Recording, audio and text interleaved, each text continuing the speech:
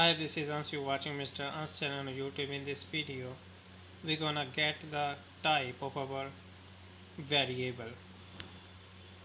Here you can see we have a variable x and the value we are giving 5, and the next we are giving the variable y a string, okay, for example. So next we are going for our print for the output. Here print is type x. So in the print type function we are using type function type x, and next we are using type function for the y. We are using type function for the y. So now we have to just run it and seeing the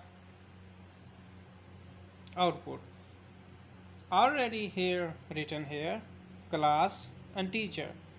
We have a first class is integer, x is integer. Next we have string, class string. The type of y is string because you are seeing quotes around John name. We are again running it. Here you can write also Joe, and I am running it. Run the current script. So here you can see your class integer 5 and class string for the y. So gonna see you in the next video. Until then, goodbye for now.